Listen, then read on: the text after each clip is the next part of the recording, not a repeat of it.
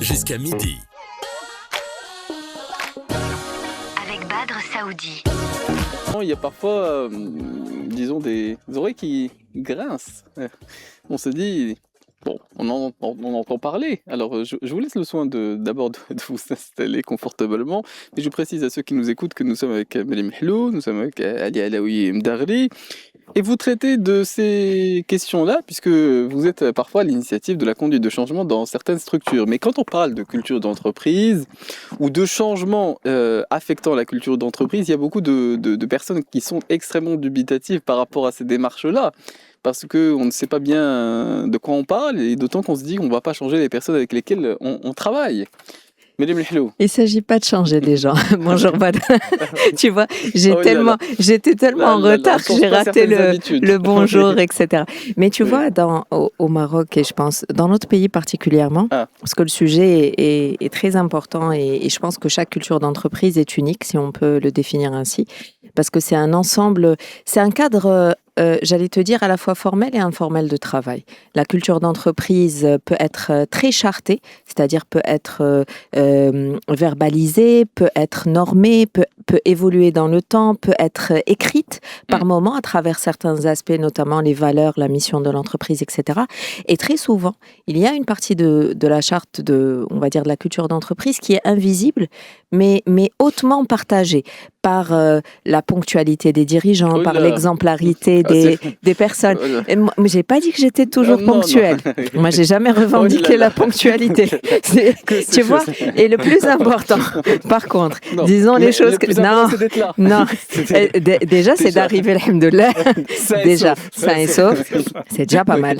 C'est déjà pas mal, Badr. On commence pas avec les hostilités. Mais tu vois, si j'ai un point à souligner par rapport à mon ami Ali Alaoui Mdagri qui est avec nous et qui va certainement enrichir le débat avec des points, et on va en parler tout à l'heure. Mais l'importance du relationnel dans notre pays est très importante parce que il ne s'agit pas de copier une culture d'entreprise déjà existante ou pour des cultures d'entreprise d'être absolument que sur la performance ou sur les résultats, parce que c'est la tendance mondiale.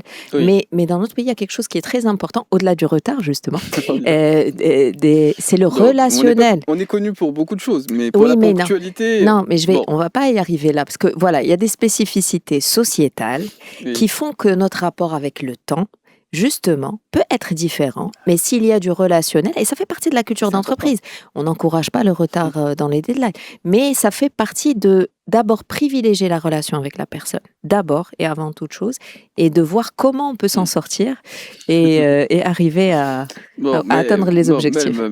Il y arrive toujours. Alhamdoulilah. Bon an, mal an. Alors, on a une certaine efficacité, puisque, entre guillemets, c'est l'essentiel de ce que vous faites. Quand on conduit disons, le changement en intervenant sur la culture d'entreprise, c'est que quelque part on arrive à aller au-delà des résistances premières qu'on peut observer quand on va évoquer même l'initiative ou même l'idée quand on s'adresse aux personnes concernées. Tout à fait. Alors, merci d'abord pour l'invitation. C'est un plaisir d'être là avec vous aujourd'hui sur ce sujet-là qui me tient extrêmement à cœur, effectivement. Marie va commencer avec la question de la ponctualité, avec le rapport au temps, avec les codes culturels. Effectivement, une entreprise, sa culture d'entreprise, la culture d'une entreprise dépend évidemment essentiellement de la culture du pays dans lequel elle opère, ou les pays dans lesquels elle s'opère. Elles sont obligées de s'adapter quand c'est des multinationales, aussi malgré leur code culturel très structuré, très pensé, très organisé, très diffusé, très partagé, etc. Dans chaque pays où elles opèrent, elles laissent une marge d'adaptation. Moi, j'ai une petite histoire qui m'avait fait rigoler. C'était dans une unité industrielle, donc du multinational qui était installé au Maroc et qui avait nommé un directeur de site allemand. Donc, mais allemand, c'est-à-dire bien carré, bien droit sur ses bottes, etc., dans ses bottes. Et en fait, il a été invité par les collaborateurs à partager un couscous. Un vendredi. Donc, il est parti partager le couscous avec eux. Sauf que ce plat ne lui a pas plu. Il n'a pas aimé. Et il l'a dit. Il a dit à ces gens-là, moi, j'aime pas ce plat-là.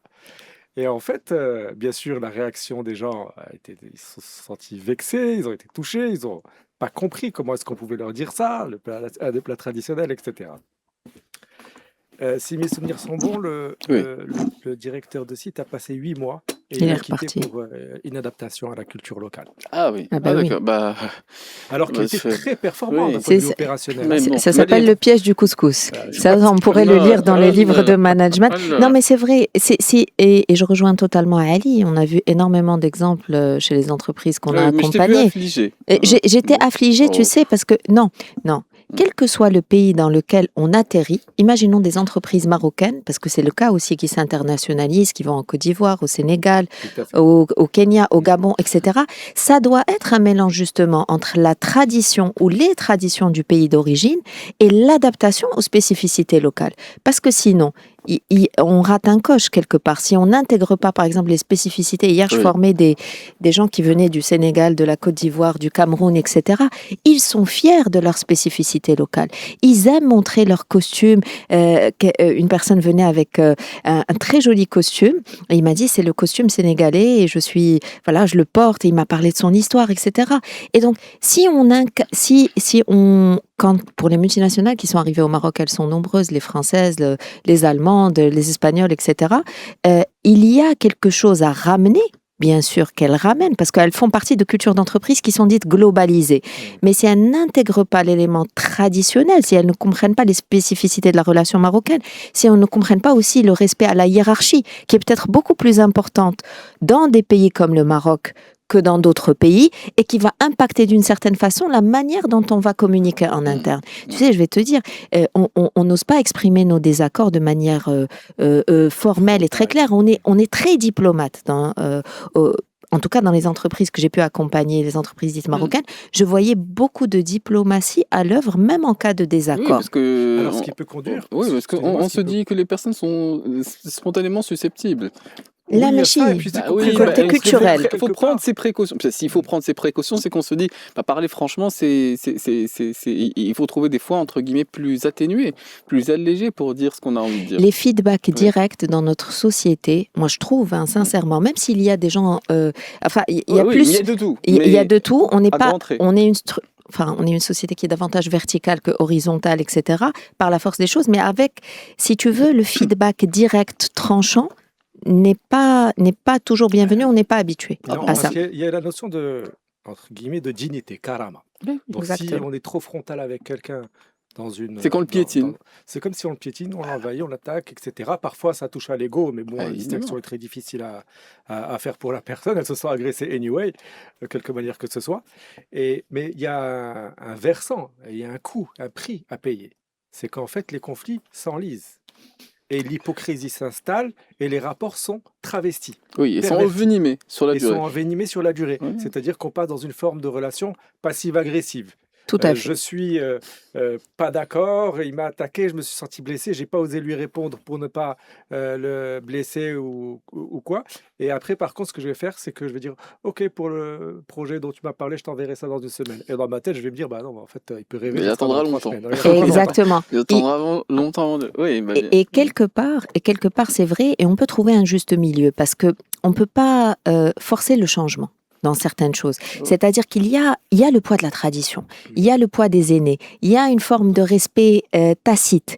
Et donc, du coup, qu'est-ce qu'on peut faire justement pour quand même donner un feedback aux gens, mais aussi ne pas les blesser, ne pas les heurter, tenant compte de tout ce qu'on a dit, parce que nous sommes des cultures quand même assez harmonieuses. Nous tenons, j'allais dire, nous avons à cœur de garder une forme d'harmonie sociale, l'oujeh ou le karama, garder oujehna correct. Même si j'ai un désaccord avec Badr, je vais pas l'exprimer en public. Parce que Badr va le prendre. Exprimer tous les désaccords. Ouais, non, mais à pas ton devant, aise. quand Oh, même. on est écouté. Donc Non, tu peux exprimer tous les- mais tu vois ce que je veux te Non, dire. mais Par je contre, pense que c'est une erreur de perception.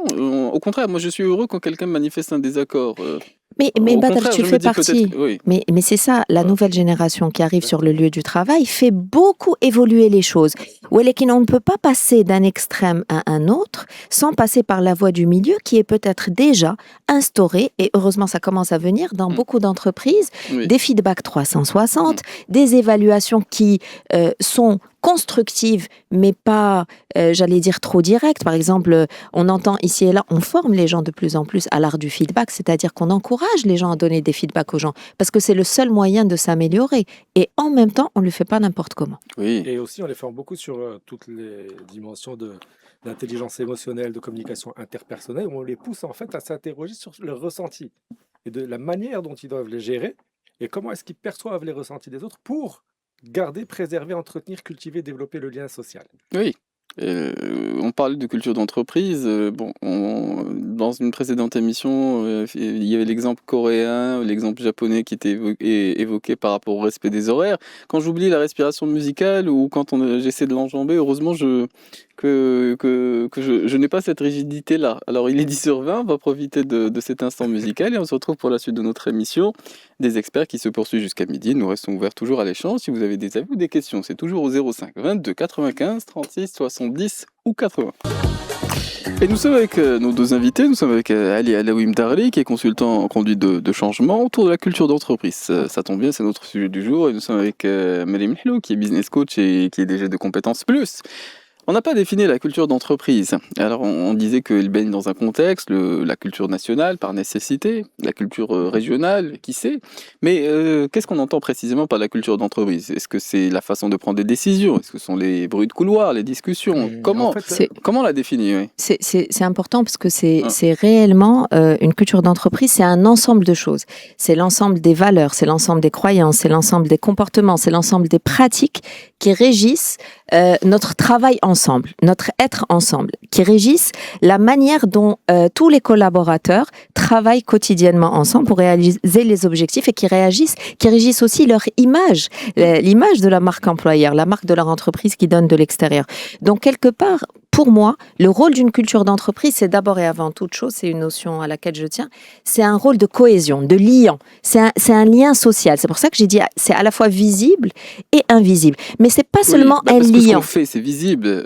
Comment on y arrive, c'est plus délicat à déchiffrer et même à décrire. Oui, complètement. Mais si on veut aujourd'hui attirer et retenir les talents, parce qu'on l'a dit dans une autre émission, si on veut recruter des gens qui vont... On sait qu'il n'y aura pas de problème en termes d'adhésion aux valeurs ou en termes d'adhésion à la manière de faire. Le chapitre très important du recrutement, parce que souvent, effectivement, si on veut infuser un certain esprit, c'est fondamental de choisir les bonnes personnes. Hier, j'étais en formation et pour moi, il y a quelque chose qui est clé quand on donne un go à quelqu'un, c'est on lui donne le cadre clair et cohérent dans lequel il opère. Sans la clarté et la cohérence, on peut garantir la faillite d'un modèle. Même si les gens sont intelligents, même si le business est là, même si le marché est là, les clients sont là, s'il n'y a pas de clarté et de cohérence en interne, je peux te garantir que les gens ne suivent pas. À un moment donné, c'est qui guide la barque? Vers quelle direction on va? Avec quels moyens on va? Moi, je suis désolée, je veux que les gens atteignent leur objectif, la performance. Certains diront, attends Meriem, elle a oublié quelque chose de clé, c'est une culture d'entreprise forte,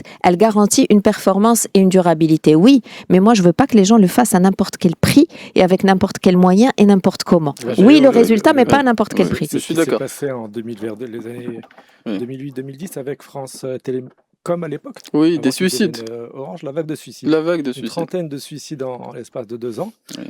Parce qu'il y avait un management qui a complètement changé, qui est passé un procès de 10 ans.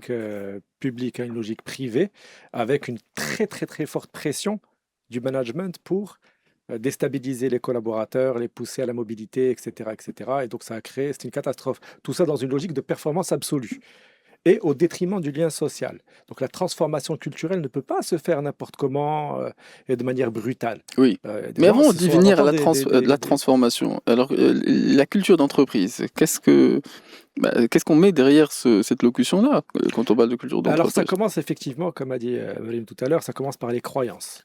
Dire ce en quoi je crois. Si je crois que en fait le monde est en perpétuel mouvement et que on peut s'adapter constamment au changement, je vais créer une valeur forte qui va devenir l'innovation. C'est une valeur, je vais la définir. Innover, c'est imaginer de nouvelles façons de faire, etc., de penser, d'agir, etc.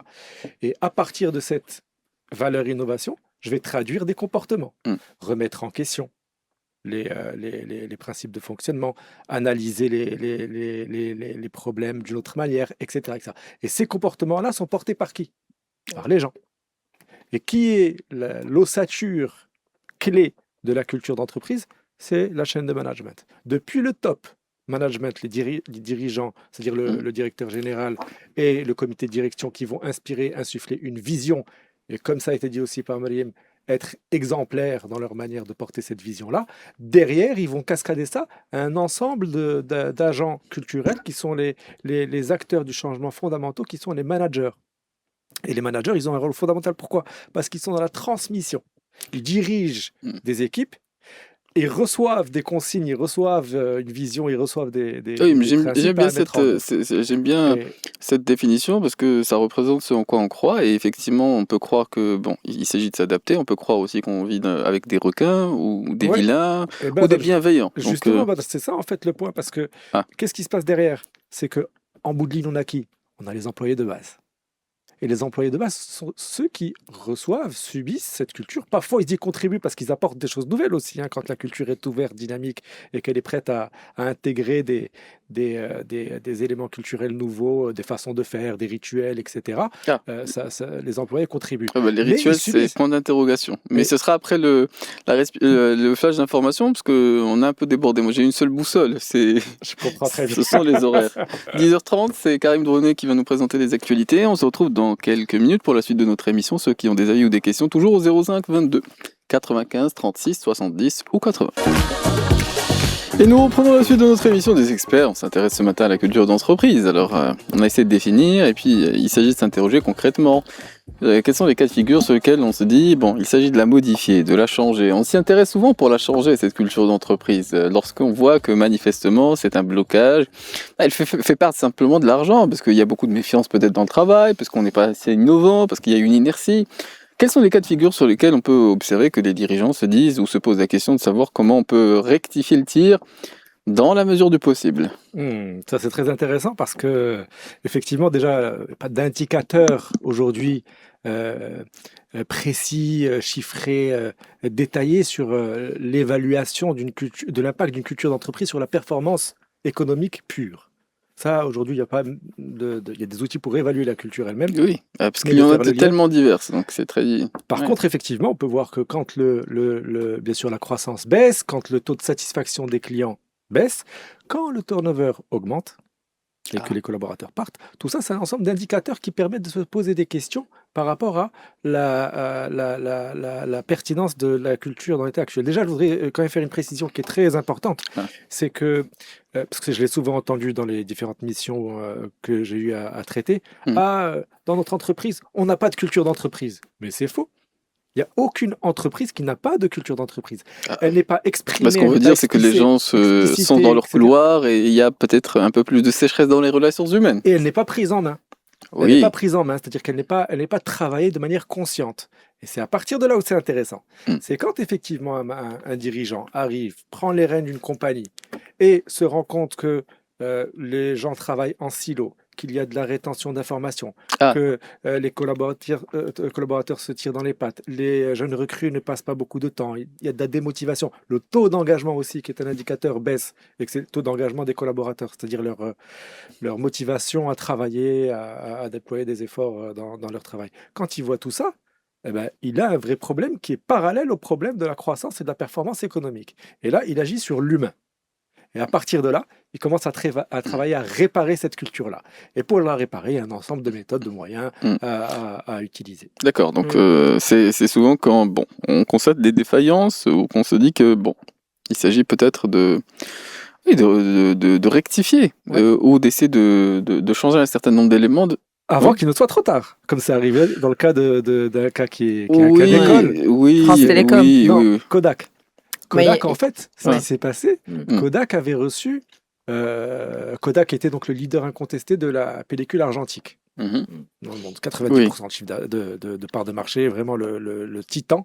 Tous les dirigeants étaient sûrs de leur affaire, nous sommes les meilleurs, pas besoin de changer, etc. Et un jour, il y a quelqu'un qui vient, Steven Sasson, je crois, qui est un ingénieur de chez Kodak, qui vient, qui dit, écoutez, ils ont raté le coach de l'innovation, oui. J'ai une innovation à apporter, une solution qui pourrait être intéressante. C'est en fait, au lieu d'avoir de la pellicule, on aurait un truc numérique, etc. Le board lui a dit, votre idée est comme ça. C'est mignon votre idée, mais les gens ne sont pas prêts à aller dans cette direction-là. Et en fait, au final, ce qui s'est passé, c'est que Kodak n'a pas fait ce changement-là. Elle a raté le coche de l'innovation par arrogance, par une absence de remise en question. Parce que la clé, c'est la remise en question de la culture. Oui. Et c'est pas parce qu'on a Alors, 90% qui est de ce petit monsieur qui vient avec cette innovation avec ses idées un peu hurluberlues. Mais ça rappelle aussi l'exemple de Nokia. Ça rappelle quand même l'exemple de Nokia. C'est assez proche. Oui. C'est effectivement, on est leader de son marché. Oui, on peut passer à côté. On se pense supérieur aux autres. Et effectivement, il y a Samsung et Apple qui nous regardent, qui nous talonnent, qui sont là, qui sont prêts à tester, qui sont prêts à prendre des risques. Moi, il y a quelque chose sur laquelle j'aimerais revenir, c'est entre le visible et l'invisible d'une culture d'entreprise. Il y a des choses qu'on récompense dans une entreprise, qu'on valorise et qui sont claires, des fois qui sont tacites. Il y a des choses qu'on tolère et des fois à la limite de l'intolérable, parce que tu disais qu'est-ce qui fait partir les gens, c'est peut-être des managers agressifs, c'est peut-être des managers qui leur crient dessus, c'est peut-être des retards. Exactement, c'est peut-être des retards systématiques, c'est peut-être des emails qui sont agressifs ou qui ne donnent pas, qui fait quoi, etc. C'est peut-être des magouilles ou là un manque de transparence. Et donc, en fait, ce qui fait fuir aussi les gens de la culture d'entreprise, c'est l'écart entre ce qui est affiché et ce qui est vécu. Et aujourd'hui, la Gen Z et les millennials qui sortent de l'entreprise, qui racontent à leurs amis le soir comment ça s'est passé, qui jouent au foot avec d'autres entreprises, qui benchmarkent leur expérience avec l'expérience des autres, il leur dit voilà ce qui est écrit sur les plaquettes, voilà ce qu'on met dans notre hall d'entrée, voilà ce qui est écrit sur notre site. Mais très honnêtement, moi, mon expérience de vie, ce que je vis au quotidien, j'ai un manager insupportable, on travaille pas bien ensemble, on n'arrive pas à prendre des décisions, on est des simples exécutants, etc. Donc, il y a quelque chose de l'authenticité ou de l'intégrité entre ce qu'on affiche, ce qu'on tolère, ce qu'on valorise, comment on travaille ensemble. Et c'est très important, c'est comme la pyramide des niveaux logiques, j'en parlais hier à un groupe de travail.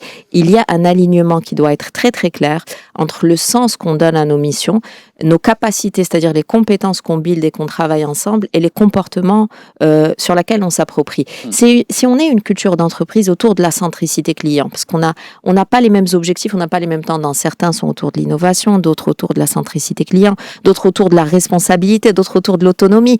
C'est juste que ce qu'on affiche doit être clairement vécu dans la prise de décision, dans la conduite de réunion, dans la manière de s'envoyer de la com interne. Tu travailles pendant 10 ans dans une entreprise. Bon, tu connais les personnes qui y travaillent. Un jour, on se rend compte qu'il s'agit de changer la culture d'entreprise. Alors, est-ce qu'il s'agit de travailler avec d'autres personnes que celles avec lesquelles on a passé autant de temps? La réponse est non. Donc, on se dit, spontanément, on est réticent ou dubitatif. Donc, c'est souvent la situation de base lorsqu'on prend la décision de changer, entre guillemets, la culture d'entreprise. On dit, on ne change pas les gens. C'est difficile de changer. Effectivement, la question qui se pose en conséquence, c'est d'abord à quel moment on se dit il faut changer cette culture d'entreprise lorsqu'on intervient sur ces questions-là. Et puis la seconde, c'est qu'est-ce qui nous garantit qu'on a des chances d'y arriver? À quel moment, je pense qu'il faudrait... Sachant qu'il y ait cette réticence première. Effectivement, à quel moment, c'est-à-dire se dire est-ce qu'on est prêt, est-ce qu'on a la maturité, c'est quoi nos ambitions déjà? Il faut se poser la question toujours par pourquoi on a besoin de changer la culture ou de repenser notre culture d'entreprise aujourd'hui. C'est évidemment des facteurs, c'est très souvent des éléments externes. C'est soit une baisse de chiffre d'affaires, soit on voit qu'on est dépassé par certains de nos compétiteurs sur certains segments, soit on voit des départs de certaines personnes, soit des demandes de mobilité. Donc il y a des signaux quand même d'alarme, des signaux faibles, moyens ou forts qui nous indiquent qu'il est temps de repenser le modèle globalement. Soit des fois on est arrivé à un palier, à un seuil de croissance. On a envie peut-être de s'internationaliser, de sortir, de toujours garder nos produits et nos services pour le pays, mais peut-être d'aller en Afrique, d'aller à l'international, etc. Et ça exige de nous de repenser ce modèle-là pour l'ensemble des personnes. Et quand je dis ça exige de nous de repenser, c'est pas qu'aux managers uniquement et aux têtes dirigeantes de repenser leur culture dans l'entreprise, bien qu'ils donnent l'impulsion ou le go. Très souvent, ça, c'est top-down. Mais il y a un moment donné, on doit fédérer autour de nous des jeunes et des moins jeunes, des nouveaux et des anciens, pour que tout le monde se sente concerné par ce liant. Parce que qui dit liant, dit quelque chose qui n'est pas dicté de l'extérieur, dit quelque chose sur laquelle j'ai mis aussi ma brique, ma pierre, j'ai apporté ma pierre à l'édifice, entre guillemets. Et donc, du coup, je dois prendre en considération à la fois les échos des jeunes, des gens. Par exemple, on pose cette question dans l'entretien de recrutement, qu'est-ce qui vous motive à venir travailler chez nous? Et c'est très important d'écouter aussi les chercheurs d'emploi qui arrivent dans des entretiens de recrutement. Partie du temps, le salaire, d'abord, peut-être? Ouais, ça dépend. Ça dépend. Si c'est par exemple, c'est une entreprise, aujourd'hui, on a des éléments externes qui ratent les entreprises. Oui. Best place to work, feel good, des classements nationaux, internationaux, etc. Beaucoup de gens ont envie de travailler, par exemple, pour... Avec des gens qui ont certains types de valeurs. Et ça, oui, et aussi qui appartiennent, qui sont leaders de leur domaine, de leur secteur, qui ont été classés... Faire partie des gagnants. Exactement, faire partie des gagnants. Mais il y en a qui disent, moi j'ai envie de bosser pour vous parce que c'est vous qui apportez à chaque fois l'innovation sur le marché, c'est vous qui êtes le premier à proposer des services clients. Et donc là, on voit que les motivations des individus collent à la manière dont l'entreprise aime gérer le business. Ali Alaoui, Mdar-Ali. Alors sur ces deux aspects, il y a une première réponse par rapport à ce qui initie cette volonté de changer la culture d'entreprise, et puis qu'est-ce qui nous garantit d'y arriver lorsque souvent on peut faire face à une forme de réticence, lorsque certaines habitudes ont pris le temps de s'installer sur la durée? Déjà, je pense que dans un premier temps, il y a un élément qui est central, c'est le mindset des dirigeants. C'est-à-dire qu'un dirigeant d'une entreprise, il a un mandat. Et dans ce mandat, il a des missions. Il arrive avec une échéance, 3 ans, 5 ans, X années, etc. Et il doit réaliser une performance qui se traduit par des objectifs donnés et des missions données. Donc, à partir de là, il va se poser la question, est-ce que la culture que j'ai aujourd'hui de travail au sein de l'organisation, elle va me permettre d'atteindre ces objectifs-là? Et si ce n'est pas le cas, il va commencer à façonner, parce qu'il y a ce pouvoir de façonner la culture, de la travailler, de la modeler. Et comment il va faire? Il va, avec le mindset, l'état d'esprit, essayer de transformer la façon de penser des gens. C'est d'abord les idées qu'il faut changer et les croyances qu'il faut changer. Il y a des croyances limitantes dont on doit se débarrasser, des croyances positives qui vont nous encourager, des principes qu'il faut implémenter, des valeurs auxquelles il faut croire, etc. Oui, même des psychologues peuvent, ou même des coachs, lorsqu'ils sont en séance individuelle, peuvent faire face à des réticences ou des difficultés. Alors, imaginons un chef d'entreprise qui voudrait, entre guillemets, avoir un pouvoir sur ses croyances des personnes qui l'ont embauché. C'est là tout le talent d'un bon dirigeant, c'est quand il arrive effectivement à embarquer. Et il doit embarquer son comité de direction, les managers et l'ensemble des collaborateurs. Et là, le discours, parce qu'il n'y a pas de culture sans communication, ça n'a pas de sens. Donc, et là, le discours est important. Porter des messages forts, les exprimer. Et ça reste dans la tête des gens. Et à partir de la question donc du mindset, on passe à la question des comportements. Et là, il y a des bons comportements, des mauvais comportements. Et pour ça, l'entreprise a une certaine latitude pour évaluer, que ce soit des fiches d'évaluation annuelles par les managers, que ce soit les règlements intérieurs, etc. Un ensemble de normes qu'elle va mettre en place pour favoriser les comportements souhaités et réagir par rapport aux comportements. Réprimer. Et sur le deuxième point qui concerne la résistance. D'abord, l'être humain a quand même une faculté d'adaptation qui est extraordinaire. Donc c'est vrai que intuitivement ou instinctivement, il y a des gens qui sont plutôt pour le changement et d'autres qui sont plutôt réticents au changement. Il y a des tribus du désert, il y a des Esquimaux. Voilà, exactement. Donc il y en a qui vont être des... J'adore tes exemples, c'est toujours symbolique et hautement approprié. Bien sûr. Et donc ces changements-là, ces collaborateurs-là vont être plutôt favorables au changement ou plutôt défavorables et résister. L'accompagnement, ceux qui sont favorables, tant mieux, c'est des early adopters, comme on dit. C'est-à-dire qu'ils vont adopter le changement rapidement et ça va devenir des ambassadeurs, puisqu'ils vont le porter, etc. Et ils vont influencer d'autres personnes dans la structure. Ceux qui sont en résistance, il y a 2 voies possibles. Soit ils vont réussir à changer leur perception, leur comportement et rentrer dans cette culture si ça leur convient. Et sinon, ils vont, si la greffe ne prend plus, ils vont même prendre la décision de s'écarter ou être écartés de l'entreprise pour inadéquation culturelle. Ça peut prendre plusieurs formes, de la plus brutale qui est le licenciement abusif, au soutien pour l'entrepreneuriat d'un ex-collaborateur de l'entreprise. Par contre, il y a un dernier point que je voulais dire, c'est la Gen Z, les nouvelles générations. effectivement, elles viennent avec un mindset qui n'a rien à voir avec celui des générations précédentes, notamment de la génération Y, les 40 ans, etc. Et souvent, ceux qui ont 30-40 ans aujourd'hui gèrent j'en parlais hier sur un sujet que j'ai de formation où il s'agit de former des managers qui ont la quarantaine et qui ont des opérateurs qui ont la vingtaine. Et les opérateurs qui ont la vingtaine leur disent nous, on veut du respect. On ne veut pas que vous nous parliez n'importe comment. Cette logique-là de travailler à la dure, etc., ça ne va pas. Il faut penser différemment le rapport au travail avec nous. Le respect et la flexibilité. Parce que là aussi, ce qu'on rencontre avec... on a la quarantaine aussi, on recrute des gens qui travaillent avec nous au cabinet. Et chez la Gen Z, j'observe effectivement cette notion de respect-là, mais finalement, on la doit à tous les êtres humains.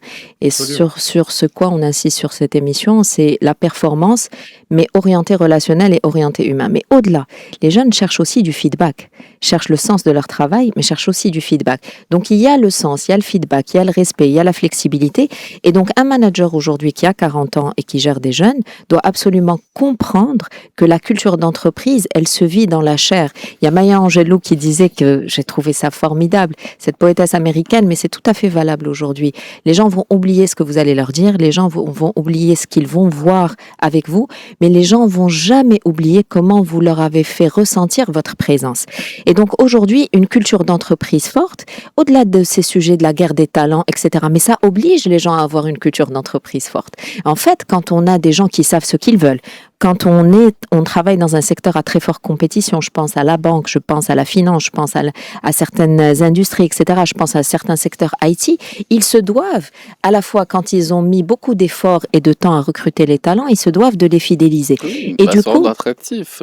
Et du coup, et je t'assure qu'on travaille sur ces cultures managériales mixtes ou ces cultures d'entreprise-là mixtes qui sont fortement insérées dans, maintenant, une entreprise familiale qui a beaucoup grandi, ça arrive, et où le poids du fondateur ou le fondateur a marqué, où la loyauté, la proximité sont des éléments clés dans les grandes PME familiales, etc., où on ose moins contredire du coup, parce que des choses, on a toujours fait comme ça. Et ils disent, ouais, mais on a toujours fait comme ça. Et donc, cette entreprise-là affiche l'innovation dans ses valeurs. Mais en même temps, à chaque fois qu'un jeune, justement, arrive et il dit, ouais, ça serait bien qu'on fasse des lunch and learn, du yoga dans l'entreprise une fois par semaine, ouais. Et ils le regardent de haut, ils disent, mais ça va pas, mais comment les gens vont nous regarder, et tu as vu, et si, et ça. Et qu'est-ce qu'on va porter? Et donc, on teste pas. Et qu'est-ce que ça va nous rapporter? Qu'est-ce que ça va changer? Et du coup, en fait, justement, c'est quelque part qu'on ramène un esprit start-up des fois, un esprit frais, même dans des entreprises qui sont très grandes. Et c'est comme si on installait une ambiance plus informelle, même si on sait qu'on appartient à une entreprise qui a plus de 100 ans d'existence. Mais quand même, arriver au sein de la grande culture d'entreprise, d'installer de la flexibilité, des bureaux ouverts, moins de distance avec les managers, etc. Il n'est pas interdit d'avoir un microclimat dans les entreprises. Mais c'est exactement ça. Déjà, il y a cet aspect-là. Nous, on fait preuve de flexibilité parce qu'on déborde toujours avant d'annoncer. Oui, si. La respiration musicale, c'était il y a 6 minutes, mais on va en profiter à l'instant. Avec les auditeurs qui nous écoutent, et nous on reste toujours ouvert à l'échange, toujours au 05 22 95 36 70 ou 80. Et nous sommes avec nos deux invités, Ali Alaoui Darri, qui est consultant en conduite de changement autour de la culture d'entreprise, et nous sommes avec Melhem Mihlou, qui est DG de compétences plus et qui est business coach. Nous parlons de la culture d'entreprise, disons des façons entre guillemets de la faire évoluer. Quels sont les aspects principaux sur lesquels on constate sur le terrain qu'on a envie de faire évoluer l'entreprise s'agissant de la culture d'entreprise? Alors, on a parlé tout à l'heure de l'exemple.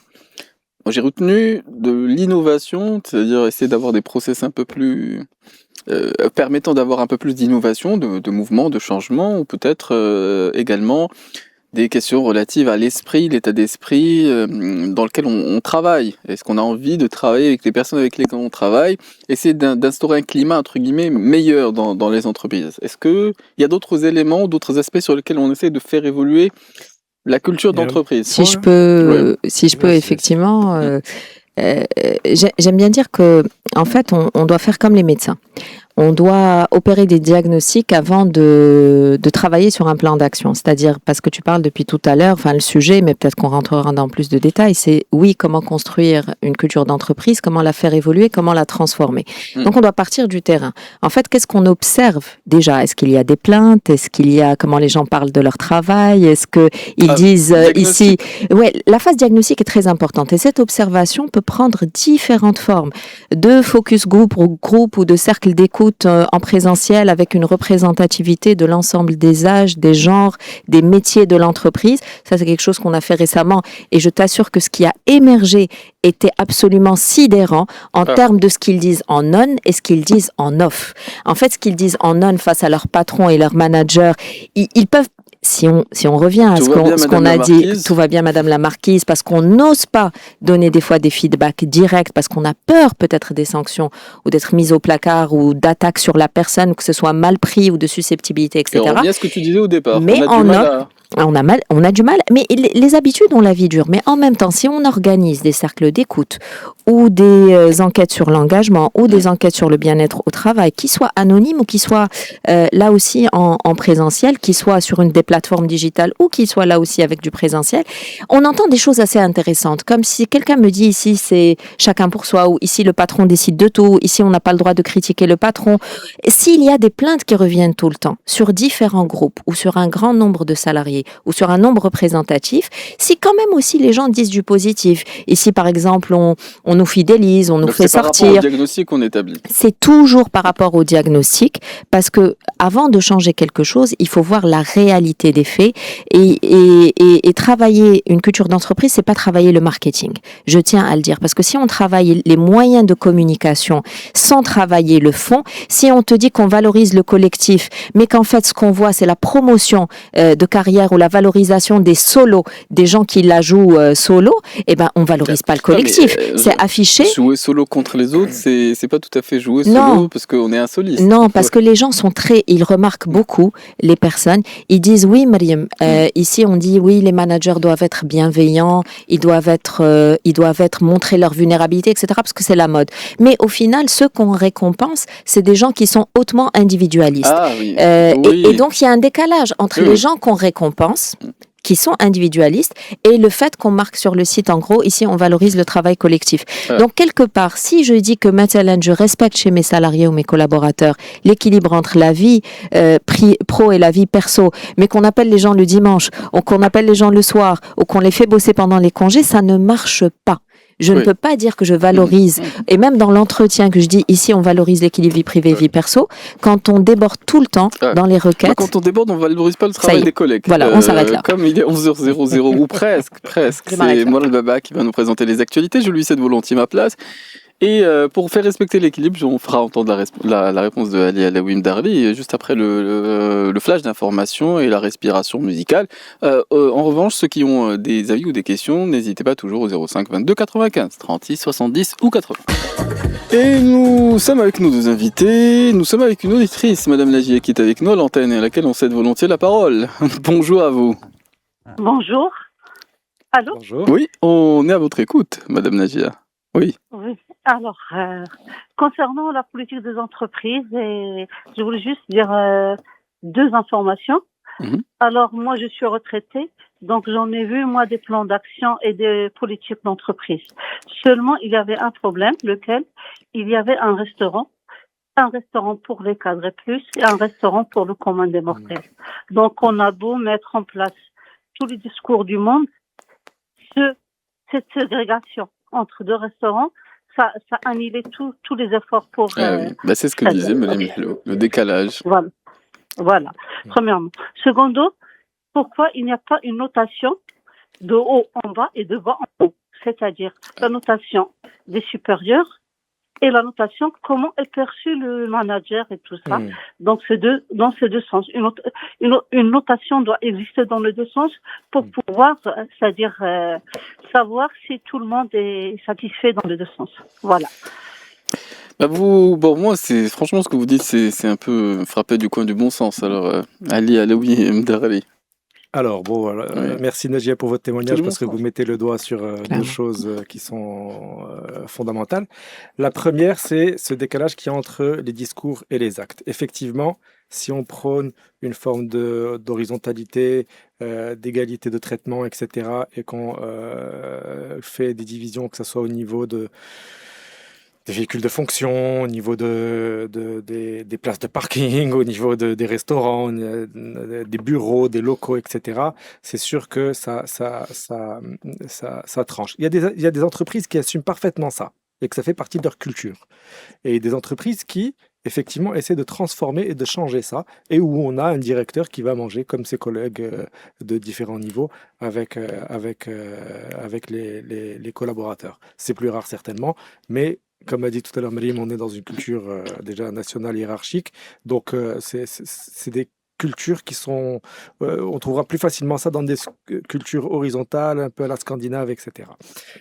Donc, mais ça arrive, ça commence à bouger, ça commence à changer. D'ailleurs, une petite parenthèse. Tout à l'heure, vous avez parlé, Maryam et Badr, de la question des modes de travail nouveaux, des nouvelles générations, etc. Aujourd'hui, il y a beaucoup de banques de la place, par exemple, qui ont ouvert des labs d'innovation dans lesquels les collaborateurs viennent de manière qui, alors, complètement laisser tomber le costume, etc., qui ne respectent plus aucun code vestimentaire traditionnel des banques et qui se comportent d'une autre manière avec leur code et qui créent une sous-culture. Donc, effectivement, tout ça, c'est des changements qui sont difficiles. Exactement, des microclimats, comme tu l'as dit tout à l'heure, Badr. Sur le deuxième point, et donc là, je vous rejoins parfaitement. Les discours sans les actes, ça ne sert à rien. Et les actes sans les discours, c'est insuffisant aussi. Parce que ce n'est pas visible. Oui. Donc il faut faire ce lien-là. Oui, exactement. On est d'accord. Sur le deuxième point, vous l'avez noté, il est très très important, c'est la question de l'évaluation des managers par leurs pairs. Alors aujourd'hui, certaines entreprises ont mis en place, par les personnes qui travaillent sous leur direction. Des évaluations, ce qu'on appelle à 360 degrés, c'est-à-dire des évaluations par le haut, par le bas, par les pairs, ceux qui sont de même rang. Et effectivement, ça apporte des données importantes sur la manière dont la personne est perçue, non plus uniquement par son supérieur, mais aussi par ses collaborateurs et par les collègues des autres entités de même rang. Et ça, c'est une pratique qui est en train de se développer de plus en plus. Il y a beaucoup de bonimenteurs, c'est-à-dire des personnes qui passent tout le temps qu'elles libèrent en déléguant à se faire valoir auprès des personnes qui... entre guillemets, dont elles essaient d'avoir les faveurs. Et effectivement, ce type de profil, ça existe dans l'entreprise. Et si on n'a pas les feedbacks pour savoir effectivement comment ça se passe concrètement, il est difficile de rectifier ce qui doit l'être. C'est clair qu'on rejoint totalement les remarques qu'a dites la personne, la Najia, parce qu'il y a des indices en fait d'inadéquation, il y a des indices d'incohérence. Il y a des signaux très très clairs, et c'est vrai que le 360, pour l'avoir pratiqué justement au sein d'entreprises courageuses et pour avoir fait des briefings là, les gens, entre ce qu'ils affichaient quand on voyait les résultats et les évaluations de leurs équipes, les évaluations de leurs pairs, il y avait un très fort décalage. Donc c'est sûr qu'on a aujourd'hui des moyens de noter et de mesurer les compétences de leadership, les compétences de délégation, de management d'équipe, de communication, d'empathie, parce qu'il faut les mesurer, et pour que la personne elle-même se rende compte, parce qu'on prêche toujours la bonne foi des gens, et peut-être c'est qu'elle se rende compte qu'elle fait des efforts peut-être avec la hiérarchie, parce c'est là où les gens intelligents sortent uniquement de plaire uniquement à la hiérarchie ou de mettre les formes avec la hiérarchie, mais ils apprennent aussi à mettre les formes parce qu'ils risquent d'être sanctionnés.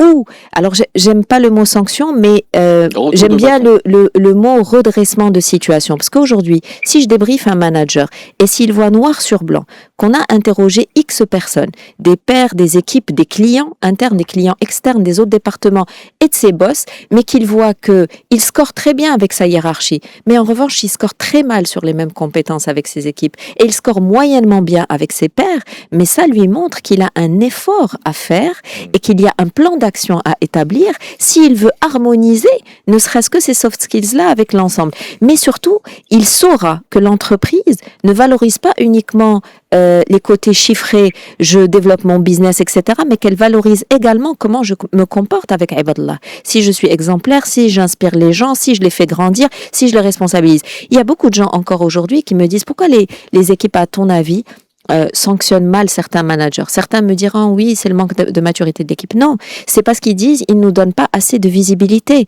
On travaille pour lui dans l'ombre et on reste dans l'ombre et on ne présente pas مثلا au client ou là en interne le fruit de notre travail. Et ça pour les équipes, le manque de reconnaissance là, que on sache que c'est eux qui ont fait leur travail, c'est eux qui se développent, etc. C'est un facteur de motivation extraordinaire. Clairement. Ce qui est intéressant en sous-bassement en fait dans notre intervention de notre chère auditrice que je remercie. Et en fait, si on lit entre les lignes, elle pose et surtout la manière dont elle s'est présentée elle-même déjà avec tout le track record qu'elle a, tout le passé qu'elle a. Il y a un point en fait qui est central qu'elle pointe du doigt, c'est la question de la confiance. Comment je peux avoir confiance dans mon entreprise qui me dit, nous on traite tout le monde de manière égale et qui crée un restaurant pour les cadres et un restaurant pour les autres. Les pelés. Comment je peux avoir confiance en une entreprise qui me dit que le manager est évalué par son supérieur, mais que en fait mon avis à moi sur lui ne compte pas? Il y a un problème. Et la question de confiance, elle est centrale en entreprise pour le collaborateur. Alors, les êtres humains, un collaborateur rejoint une entreprise d'abord sur la base d'un contrat de confiance et sur la base d'un contrat de travail. C'est d'abord un contrat de confiance qui s'installe. Et quand il n'y a pas tout ça, on se dit, bon, on perçoit un salaire à la fin du mois et on y va en traînant un peu du pied. Exactement. Oui, on y va un peu en traînant du pied. Souvent, on tire des conclusions à partir des expériences qu'on a. Madame Najia est retraitée aujourd'hui, elle a pu observer beaucoup de pratiques. Moi, je poserais une question à Madame Najia. Je ne sais pas si elle est avec nous encore. Si vous êtes encore là, est-ce qu'on vous a fait un entretien de départ? Est-ce que vous avez eu l'occasion de vous exprimer lorsque vous êtes parti? Est-ce que vous avez eu un pot de départ, j'imagine, par vos équipes, par les personnes? Parce que, pourquoi je pose cette question à Lalla Najia et j'attends votre réponse? C'est parce qu'on voit aussi les valeurs d'une entreprise à la manière dont elle traite les gens qui partent. C'est-à-dire les gens dont, entre guillemets, elle n'a plus besoin, parce qu'on a toujours besoin des gens. Mais comment elle les traite? Est-ce qu'il y a un rituel qui est mis en place pour toutes les personnes qui partent? Et l'importance des rituels est clé. Lalla Najia? Merci pour cette piqûre de rappel. Oui, la question vous est adressée, Madame Najia. On vous écoute. Donc, le pot de départ, il a été, c'est-à-dire fait par mes propres collègues, c'est-à-dire les collègues de tous les jours. Pas par la direction, ni par, et ça n'a été jamais fait par personne c'est-à-dire, c'est pas mis en place qu'il y ait un pot de départ pour les gens qui partent. Ah oui, ça dépend. C'est juste un caractère amical entre nous, c'est-à-dire on cotise pour faire un pot de départ. C'est pas un rituel. Non, c'est pas un rituel. Et ça, malheureusement, pour moi, alhamdoulilah, les collègues se sont mobilisés. Oui, les collègues entre nous, ça, c'est bien. Ça, ok. Mais le problème, parce qu'il y a des gens qui l'ont mal vécu. Parce qu'ils sont partis, parce que moi, j'ai fait un départ, c'est-à-dire volontaire. Donc, j'étais joyeuse de partir. Il y a des gens qui sont restés là jusqu'à la retraite et qui sont partis avec une lettre, c'est-à-dire anonymement, et ça les a affectés. Absolument. Et j'en connais beaucoup. J'en connais beaucoup.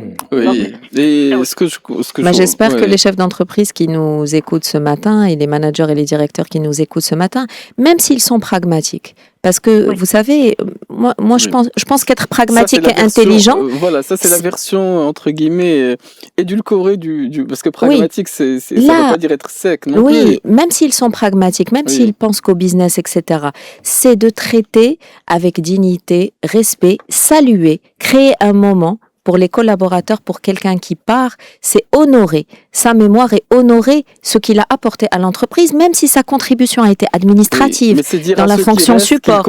Et c'est montrer, parce que les gens qui restent, ils regardent les gens qui partent. Exact. Je vous remercie énormément, Madame Najia, pour ce témoignage. On reste toujours ouvert à vos témoignages, à vos questions et à vos avis. Si vous souhaitez les partager avec nous, c'est jusqu'à midi et c'est toujours au 05 22 95 36 70 ou 80. Il y a cette question du rituel sur laquelle on reviendra après la respiration musicale. Alors, on se retrouve, je le disais, dans quelques minutes pour la suite de notre émission des experts. On n'a pas le temps de développer, mais c'est un très fort rituel. Voilà, exactement. Il y a beaucoup d'entreprises, surtout en ce moment, ces dernières années, il y a un gros engouement pour la course à pied. Et beaucoup d'entreprises alors, font deux choses. Soit elles sponsorisent des dossards. Oui. Alors, 3, on peut dire dans ce cas-là. Oui. Elles achètent des dossards pour les collaborateurs pour qu'ils participent à des courses, Oui. qui sont eux-mêmes des gens qui sont des coureurs réguliers, etc. Et alors attention, parce que ça, c'est vraiment un élément qui est très important en termes de rituel.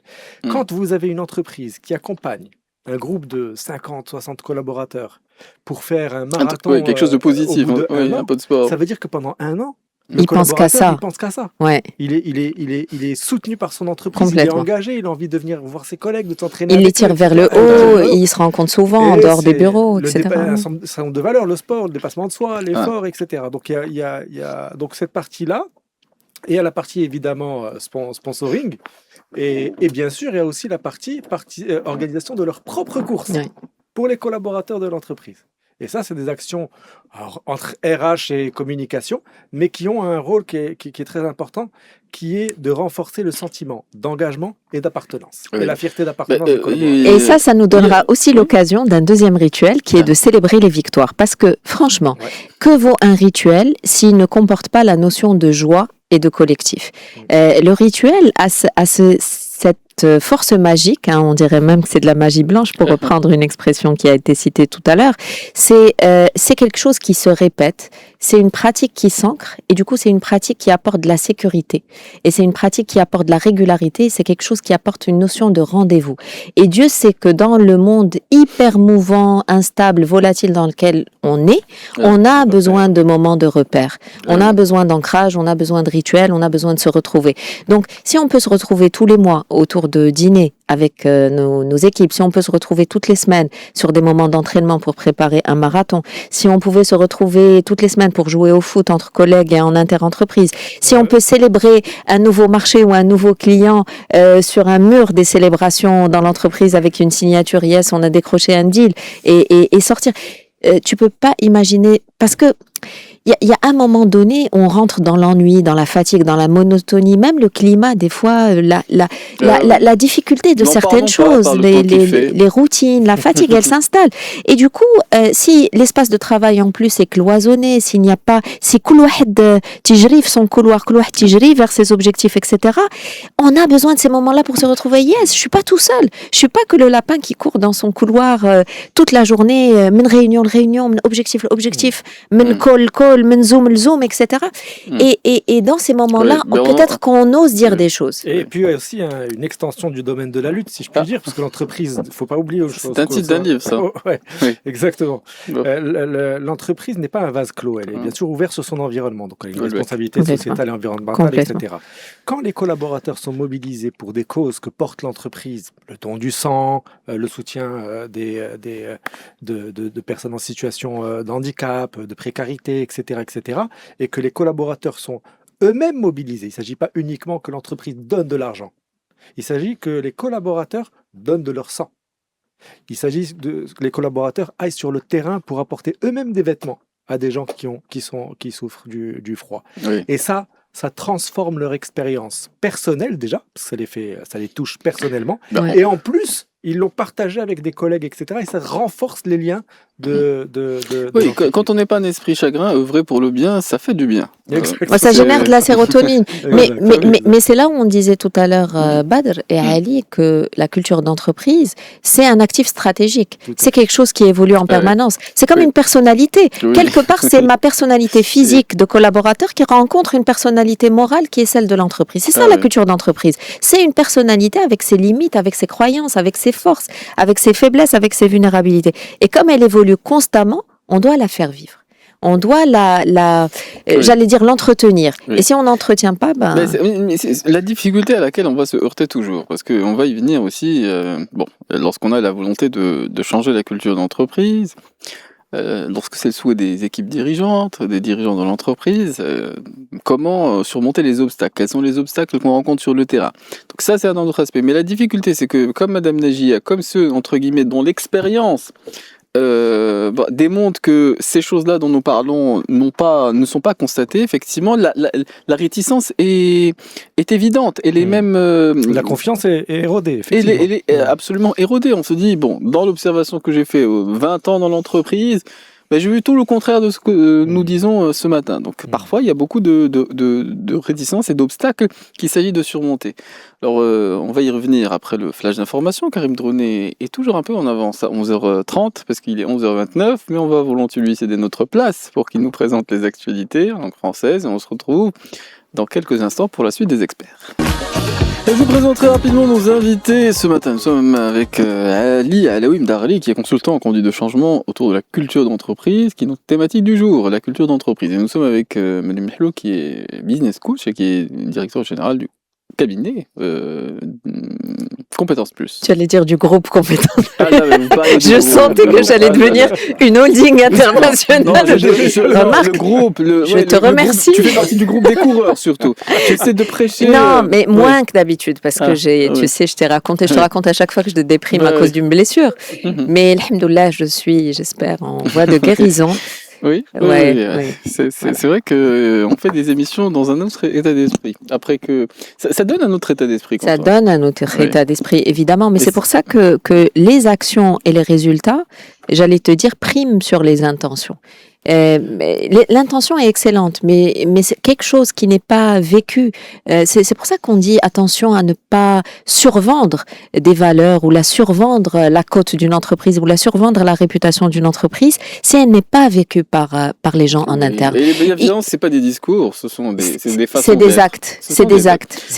Surtout. D'où la question aussi initiale, parce que on l'a un peu enjambé. Il y a les rituels, il y a aussi les recrutements et puis les obstacles qu'on constate sur le terrain lorsqu'on décide entre guillemets d'impulser une autre énergie ou un autre état d'esprit dans l'entreprise. Il y a les silos dont on a parlé tout à l'heure, qui est en fait cette espèce de façon de gérer l'organisation où chaque entité se sent, maître de son périmètre et ne désire pas qu'une autre entité intervienne, etc. Et en général, quand on a cette culture-là du silo chez le dirigeant du département, et là même chez l'autre dirigeant d'un autre département, le problème c'est que les équipes en dessous, aussi elles n'arrivent pas à collaborer. Elles sont fermées parce qu'elles ne peuvent pas envoyer une information à leurs collègues de même rang dans une autre entité sans que ça passe par tout un truc. Donc on perd du temps, des process, etc. Mais ça c'est un des exemples. Le silo, il y a la rétention d'informations. Quand les gens ne sont pas capables de collaborer dans le sens de communiquer, transmettre, partager des informations, on est sur des blocages, des freins en fait à la culture d'entreprise. Mais moi, il y a une idée en fait qui m'est chère et qui est fondamentale. C'est que pour moi, dans l'entreprise, il faut qu'il y ait 3 droits élémentaires. Le droit de rêver pour chaque collaborateur, le droit de rêver, et je vais expliquer, le droit de parler et le droit de se tromper. Alors le droit de rêver, c'est que le collaborateur puisse imaginer des solutions. Imaginer en fait se projeter, créer de nouvelles idées, etc. pour pouvoir améliorer son travail, etc. Ce droit de rêver, s'il n'a pas, qu'est-ce qui se passe? L'individu est un exécutant éteint.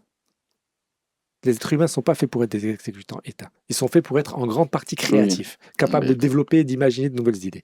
Le droit de parler, qui est le deuxième, c'est la possibilité de s'exprimer et de dire ce qu'on pense sans, d'abord, autocensure. Ah, si je dis ça, je vais me faire taper dessus. Et enfin, sans censure non plus et sans se faire taper sur les doigts. Parce que ce qui va se passer derrière, c'est que le collaborateur ne va plus rien dire. Les idées qu'il a, les rêves qu'il a, il ne les proposera pas. Et enfin, le droit de se tromper, qui est un des plus délicats. Parce que quand on se trompe, il y a tromper. Il y a l'erreur, qui la coûte petite cher, erreur, il y a l'erreur qui coûte des millions. Qui est insignifiante. Et une erreur qui est insignifiante. Mais qu'il puisse se tromper, ça fait partie de l'apprentissage. C'est impossible d'évoluer dans une entreprise sans, quand on est jeune déjà, sans se tromper, sans faire des erreurs et sans être corrigé par-dessus. Donc, il y a des 3 droits élémentaires. Une fois qu'ils sont respectés dans l'entreprise, les collaborateurs sont des collaborateurs forts et capables de s'épanouir et se développer, d'apporter une contribution réelle. Oui, mais déjà, on se sent plus à l'aise, donc on peut, entre guillemets, encaisser davantage dans l'entreprise si il y a un moment où ça tangue, c'est-à-dire au moment où on envisage le changement. Le changement est rarement perçu positivement. Mais quand on veut agir sur la culture d'entreprise, concrètement, quand, entre guillemets, on est missionné pour cela, quels sont les aspects sur lesquels on observe le plus de résistance ou le plus de difficultés ou le plus... Franchement, je dirais directement le manque de confiance. C'est-à-dire que déjà, ce qui se passe quand on vient en tant que consultant, on arrive, on vient avec un mandat pour pouvoir transformer, agir sur la culture d'entreprise. La première des choses qu'on va avoir en face, c'est d'abord ces consultants, ils sont mandatés. Pourquoi ? Quelle est l'intention qu'il y a derrière? On parlait tout à l'heure d'intention, NIA. Ah oui. Et NIA, elle est importante. Et au Maroc, elle a un rôle très important. Bien entendu. Ah oui, vraiment, c'est pour ça qu'on commence par essayer de sonder mais les NIA cœurs. sans les actes, c'est comme... NIA ou l'Amal. NIA ou l'Amal. C'est très important. Mais NIA précède. On dit que NIA est supérieur à Amal dans le sens où si NIA n'est pas bonne, Amal ne sont pas au rendez-vous. Mais les deux sont les deux piliers. Mais si on n'a pas de la clarté ou une intention qui est perçue positivement, vous avez beau décider quoi que ce soit, on n'est pas convaincu. C'est moi, ça, si donc, je quand peux... juste terminer sur ce point-là, l'intervention d'un consultant ou d'un cabinet qui va venir agir sur la culture d'entreprise, il est mandaté par la direction générale en général. Il vient avec ce mandat-là de pouvoir sonder, évaluer et faire. Et si les collaborateurs, comme disait Malim tout à l'heure, au bout de une demi-heure, 3/4 d'heure, 1 heure, ne commencent pas à parler en vérité, un langage de vérité, eh ben, on ne peut pas évaluer déjà l'état des lieux. Ah oui. Moi, j'ai eu un focus group, je me rappelle, dans une entreprise marocaine, un très gros groupe marocain, où on discutait de communication interne et de culture d'entreprise, et la question dans ce groupe, qui était un groupe fondé par une personnalité forte, pendant 1 heure sur 1 heure et demie, le nom du DG, son rôle, son impact, son poids n'a jamais été cité. C'était l'éléphant dans la pièce. Alors qu'en fait, c'est lui qui était le patron à bord et le maître absolu, qui conditionnait toute la culture d'entreprise, c'est lui qui la façonne. Oui. Mais pendant 1 heure et demie, tout le monde évitait. Pourquoi? Parce que juste évoquer son nom, ça pouvait, le collègue qui est à côté, qui fait partie du focus group, s'il m'entend, voilà, il va prendre cette information-là, la traduire, la transformer, etc. Donc, je reviens sur ça, la confiance. C'est vraiment que cette confiance s'établisse entre la direction générale, le cabinet qui est mandaté, pour pouvoir créer les conditions de transformation de la confiance. Une fois qu'on arrive à embarquer les collaborateurs dans cette logique-là de s'ouvrir, de dire la vérité, de partager de l'information, on peut mettre en place derrière un certain nombre de programmes, d'actions, etc., qui vont soutenir, transformer, modifier, reshaper la culture d'entreprise. Ouais, moi, je me dis, il faudrait qu'on arrive un petit peu comme l'inspecteur Colombo, que je salue ce matin. La référence, certains auront la ref, d'autres pas. Mais c'est vraiment avec en tout cas, j'invite les gens à aller revoir quelques scènes mythiques de l'inspecteur Colombo quand il arrive. Alors, c'est pas forcément des scènes de crime, mais quand il arrive de la scène, de la situation, c'est de comprendre les règles du jeu. Moi, il y a quelque chose qui moi, j'aime bien m'intéresser souvent au fond des choses. C'est-à-dire que est-ce qu'il y a des politiques RH claires? Est-ce qu'il y a des processus transparents? Est-ce qu'il y a des droits, au-delà du droit à l'erreur, est-ce qu'il y a des droits à la déconnexion? Est-ce qu'il y a des process clairs de mobilité interne? Est-ce qu'il y a des process clairs d'augmentation, de promotion, etc. Donc, si les règles du jeu sont claires, là, on peut travailler. On peut travailler sur quoi? On peut travailler sur différentes choses. Sur comment on les valorise pour partager l'info avec tout le monde. Parce qu'il ne faut pas oublier que plus une entreprise grandit, plus les gens n'ont pas l'impression d'être proches ou d'avoir toutes les infos en temps réel. Ils l'ont en temps différé. Ils disent, mais moi, je ne sais pas. J'ai appris par la rue qu'on allait lancer ce produit-là, mais j'aurais tellement aimé l'apprendre de l'autre département. Et du coup, s'il n'y a pas ces canaux en termes de communication interne qui peuvent remonter à la fois les besoins des gens et après descendre ou transposer d'un département à l'autre, voilà ce qu'on a sorti, voilà ce qu'on a rentré, voilà nos difficultés, etc. On ne peut pas dire que les règles du jeu sont claires. Et c'est pour ça que à la fois les rituels et la formation du leadership et du management viendra en 2e et 3e lieu. Mais d'abord, il y a un fond solide, il y a la base sur laquelle on est tous d'accord, culture de la méritocratie, culture de l'erreur, culture ci, culture ça. Mais quand c'est pas mis en place, qu'est-ce qu'on peut faire? On doit la mettre en place. Alors je suis désolée, c'est-à-dire qu'on n'est pas là juste pour colmater les brèches ou colmater les fissures. S'il n'y a pas des politiques RH claires, franchement, et partager avec tout le monde, parce que ça sert à quoi que je forme les managers, je les forme, les managers, à gérer les conflits, à être des managers sympas, à communiquer clairement, à donner un feedback sandwich, au quotidien, quand je pars, il se passe quoi? Plus loin sur leur fiche d'évaluation, que sur leur évaluation annuelle, que les managers soient évalués par rapport à leur adéquation par rapport à la culture d'entreprise. Et donc il y a quelque chose de clé que je voulais effectivement développer, Ali, c'est qu'on est tous porteurs de la culture de notre boîte. C'est vrai que plus on monte dans la hiérarchie, plus on est porteur de notre culture, parce qu'on doit l'incarner de manière forte, parce qu'on n'a pas que notre responsabilité de notre petite personne, on a la responsabilité du département, d'équipe de 20, de 50, de 100 personnes, etc.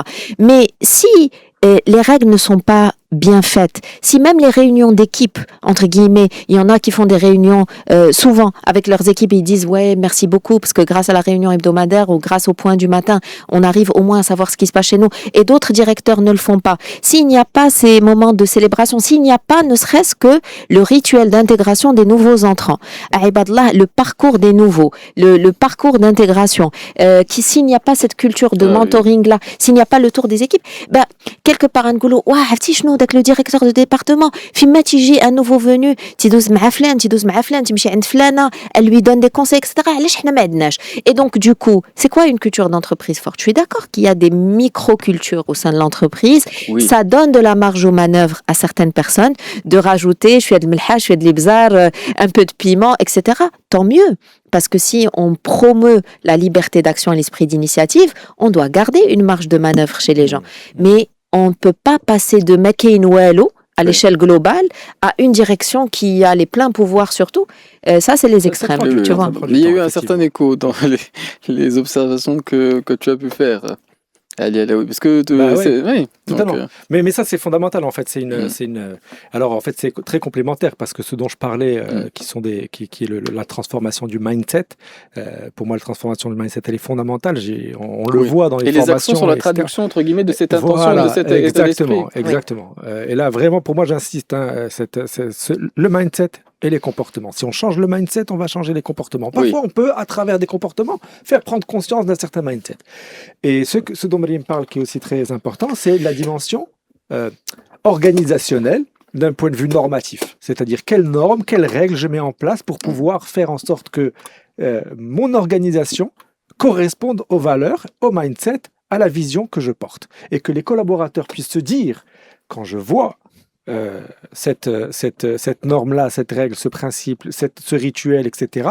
Alors, il correspond à ce qu'ils nous ont vendu dans le discours. Discours pas l'exemple de Madame Nagia qui parle des deux restaurants. Donc, tout simplement. Moi, j'avais, dans une autre vie, dans mon agence de communication, j'avais fait un rituel où je m'étais inspiré. J'avais une agence de communication, comptait jusqu'à une vingtaine de personnes. C'est pas énorme, mais c'est une petite PME.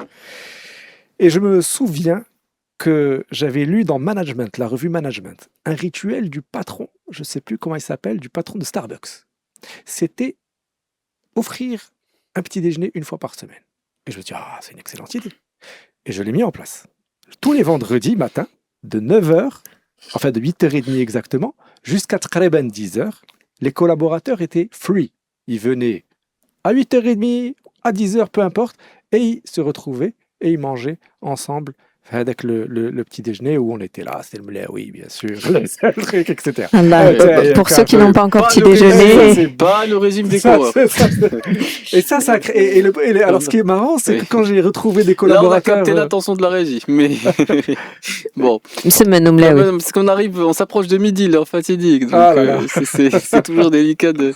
Voilà, mais j'aime beaucoup ce qu'il dit à Ali parce que le relationnel et l'affectivité, parce qu'on a dit que la culture d'une entreprise au Maroc ne peut pas être déconnectée de la réalité sociétale marocaine, et le relationnel et l'affectivité passe par le moment de partage d'un bon repas ou de moments de convivialité, de moments de solidarité entre collègues, c'est très important. On est solidaire autour d'un couscous. Tu dois le voir dans les formations. Très souvent. La formation au Maroc, si tu ne mets pas de l'affect, tu rates. D'ailleurs, c'est cette phrase que tu me proposais de partager avec ceux qui nous écoutent. On est ennemis.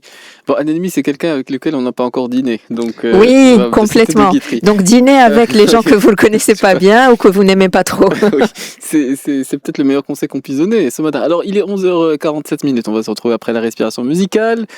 Et on reprendra la suite de notre émission dans quelques instants. Ceux qui souhaitent partager des avis ou témoigner, n'hésitez pas toujours au 05 22 95 36 70 ou 80. Et nous sommes avec nos deux invités ce matin. Nous parlons de la culture d'entreprise. Et comme il n'est jamais interdit que de bonnes idées puissent faire leur chemin, nous parlons des rituels. Et nous parlions du fait que dès lors qu'on a surmonté un certain nombre de difficultés, souvent la confiance qu'il s'agit d'établir, ou la clarification des intentions, ce que vous disiez comme NIR. Et après, effectivement, on peut travailler. Bon, quand on essaie de travailler, il n'est pas interdit, je le disais, de partager des éléments. Vous parliez effectivement du petit déjeuner ou de certains rituels qui peuvent, entre guillemets, donner plus l'envie lorsque l'ambiance est dégradée ou lorsque on souhaite simplement avoir davantage, disons, de flexibilité ou d'esprit d'initiative. Ouais. On va le formuler comme ça. Il y a parfois dans certaines entreprises la boîte à idées ou d'autres éléments de cette nature. Moi, je te dis, c'est-à-dire même que l'ambiance soit électrique ou qu'elle soit modérée ou qu'elle soit sereine, c'est pas interdit. En fait, dans une culture, il faut partir du principe où c'est pas tout le temps tout est parfait. Mais c'est une culture où on doit parler, où on peut parler, on a la permission de parler de ce qui nous déplaît, de nos problèmes, de nos soucis, et qu'on cherche les solutions ensemble. Pour moi, ça, c'est une culture d'entreprise qui est saine. Par contre, une culture qui peut générer une souffrance au travail, qui peut générer un sentiment de souffrance, qui peut générer... Mais là aussi, le fait de se parler souvent, le fait d'avoir ces rituels-là, de se retrouver en off, de se retrouver autour d'une table de billard, pour ceux qui aiment le billard, ou d'une salle de jeux vidéo, bon, c'est vrai qu'on parle pas beaucoup quand on joue aux jeux vidéo ou dans un espace de salon. Discord, il y a eu ces derniers temps, on parlait de Discord, c'est là où se retrouve, on parlait de la génération Z. Oui, mais c'est-à-dire qu'en fait, des moments où peut-être on fait une activité commune qui nous lie, une activité, un plaisir, un hobby qui nous lie, mais on s'interdit pas d'échanger autour de la machine à café. Il y a eu cette émission célèbre ou ce petit feuilleton célèbre de la machine à café que je trouvais ça fantastique, mais ça permet d'étendre, c'est de dire oui, chez nous dans notre département, tu sais, ce mois de décembre on travaille beaucoup, là chez nous on étouffe, ou là au contraire tu sais que mon boss systématiquement m'envoie des mails à 23h du soir, tu penses que je devrais lui en parler, c'est quoi ton conseil, etc. Ça permet ne serait-ce que de s'ouvrir et de se sentir moins seul ou de relativiser celui qu'on pense être un manager difficile. Quand on entend d'autres parler de leur manager, on se dit ah mais alhamdoulilah, je suis mais très bien loti. Donc c'est une culture qui vit, quoi. Ouais, c'est une culture qui vit. J'insiste sur un point, je l'ai dit tout à l'heure, mais je veux vraiment réinsister dessus. L'exemplarité managériale, depuis le plus haut niveau. Une culture d'entreprise qui n'est pas portée, incarnée par les leaders de l'entreprise qui ont des responsabilités, des équipes, du pouvoir, de l'impact, et une audience, elle va pas fonctionner correctement. C'est les leaders qui sont exemplaires, qui incarnent cette culture d'entreprise. J'avais récemment dans une entreprise, il y avait un directeur général d'un site de production industrielle. Je ne sais plus dans quel domaine, l'aéronautique je pense. Et qui se promenait, en fait, il a vu une ordure par terre. Et donc, il est passé par là et il n'a pas fait la remarque à l'opérateur.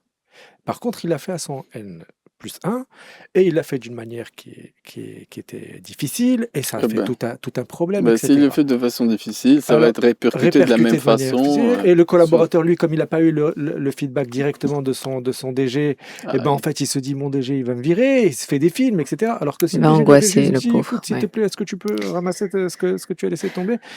Et ça, c'est donc l'exemplarité. Et le deuxième point, c'est le courage managérial.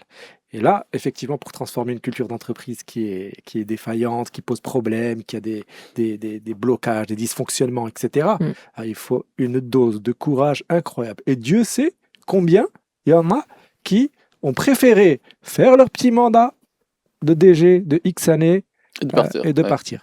Et d'autres, et au Maroc, j'en citerai deux, qui ont fait des révolutions. Trab sur l'OCP, avec, qu'on le veuille ou non, une transformation totale du modèle économique, avec aujourd'hui des interventions jusque dans le domaine de l'éducation, et avec une multiplication du chiffre d'affaires par je ne sais combien, 10 je pense, et une révolution, parce que j'ai assisté, j'ai vu, dans la culture organisationnelle, la culture de travail, les comportements. Au début, je me rappelle, quand il y a eu les transformations, les gens ne savaient même plus s'il fallait porter un costume ou venir en chemise. on ne sait plus où naviguer. Oui. Et le deuxième qui a fait une révolution assez...